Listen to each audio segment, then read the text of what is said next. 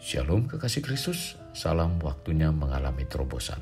Pendengar renungan melekat dalam Tuhan, senang rasanya saya dapat menyapa kembali saudara semua. Tentunya saya berharap saudara dan kita semua ada dalam penyertaan dan pertolongan Tuhan senantiasa. Mari apapun keadaan kita, tetaplah melekat dalam Tuhan melalui renungan hari ini. Jangan biarkan hati dan pikiran ini ingin mengatur Tuhan saat kita masuk dalam prosesnya. Tetapi percayalah sepenuhnya akan kedaulatan dan kuasanya. Sebab Tuhan selalu memberi yang terbaik bagi kita. Mari kita berdoa. Tuhan Yesus, terima kasih buat hari ini. Kembali kami diisi dengan kebenaran firman-Mu. Biarlah firman terus menghiasi hati pikiran kami. Sehingga pikiran, perbuatan dan perkataan kami senantiasa ada dalam kebenaran firman-Mu. Tuhan pimpin kami, sehingga firman yang disampaikan ini juga merupakan isi hati-Mu untuk kami semua, di mana kami tetap mempercayai bahwa apapun yang terjadi dalam kehidupan kami, biarlah kami taat dan kami tetap melakukan, bukannya mengatur seperti apa yang kami kehendaki dalam kehidupan kami. Tuhan pimpin senantiasa untuk kami tunduk dan taat akan kebenaran-Mu. Ini doa kami dalam nama Tuhan Yesus kami berdoa. Amin. Melekat dalam Tuhan bertema perlu melakukan penyesuaian. Firman Tuhan terdapat dalam kitab Yesaya pasal 38 ayat 7, demikian firman Tuhan. Inilah yang akan menjadi tanda bagimu dari Tuhan, bahwa Tuhan akan melakukan apa yang telah dijanjikannya.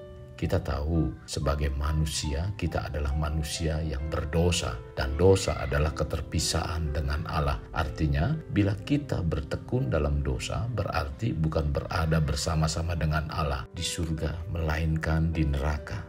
Kondisi manusia seperti ini sesungguhnya Allah tidak menghendakinya. Lalu Allah mengutus nabi-nabinya dan Allah berfirman melalui utusannya. Bahkan memberi hukum-hukumnya. Tetapi manusia tidak menghiraukannya. Sekalipun manusia tetap mengecewakan Allah, tetapi karena kasih-Nya kepada manusia, Allah turun ke dunia menggenapi firman-Nya dan menjelma menjadi manusia yang disebut Yesus. Hal ini dilakukan agar manusia kembali dapat berkomunikasi dan menjalin hubungan dengannya, supaya kelak tidak terpisah lagi. Hidup manusia yang dahulu terpisah dan membuat hatinya keras, sulit memahami kebenaran karena benih kebenaran tidak ada. Sekarang diubahkan dengan memiliki hati yang baru dan diberikan benih kebenaran dalam hatinya agar kelak dapat bersama-sama dengan Allah. Anehnya, manusia walau Allah Maha Tinggi sudah memberikan dirinya dan mengajak manusia untuk hidup menuruti kehendak-Nya. Namun banyak yang masih berjalan dengan kehendak-Nya sendiri.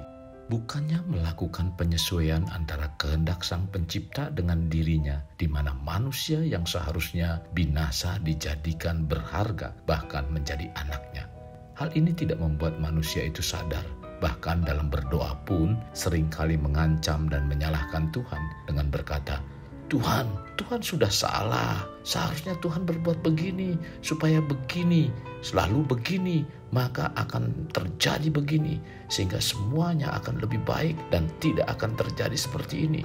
Kalau memang Tuhan tidak mau atau tidak sanggup dalam melakukan seperti yang aku mau, maka aku akan melakukannya sendiri dengan caraku. Kekasih Kristus, sikap seperti ini sesuatu yang sangat kurang ajar, bukan? Allah diminta untuk mengikuti kehendak-Nya. Seharusnya kitalah sebagai ciptaan-Nya yang perlu melakukan penyesuaian untuk taat akan perintah dan kehendak-Nya. Kekasih Kristus, bila kita perhatikan dalam kehidupan kita, sadarkah bahwa kita juga tanpa terasa dalam perilaku sehari-hari sering melakukan kesalahan-kesalahan seperti ini? Yaitu mengatur Tuhan, memaksa Tuhan, mengajari Tuhan, dan sering memerintah Tuhan untuk mengikuti apa yang menjadi keinginan kita. Ingat, Tuhan adalah pencipta dan penguasa alam semesta, dan kita adalah salah satu dari sekian juta miliar ciptaannya. Dari sekian banyak ciptaannya, manusia adalah ciptaan yang paling sempurna sebagai ciptaan, walaupun manusia itu sendiri tidak ada yang sempurna. Tuhan begitu mengasihi kita, dan Tuhan tahu siapa kita dan dari mana kita berasal. Sikap kita seharusnya tunduk sepenuhnya kepada Tuhan semesta alam. Mengikuti aturannya bukan aturan kita. Mengikuti kehendaknya bukan kehendak kita. Dan kitalah yang perlu penyesuaian, bukannya Tuhan yang menyesuaikan kita. Hal ini diakui oleh Ayub bahwa rencana Tuhan tidak pernah gagal. Dalam Ayub 42 ayat 2 mengatakan, "Aku tahu bahwa engkau sanggup melakukan segala sesuatu dan tidak ada rencanamu yang gagal." Kekasih Kristus, kita punya bagian kita sendiri dan Allah juga memiliki bagiannya yang tidak bisa kita lakukan. Jangan mengatur Tuhan.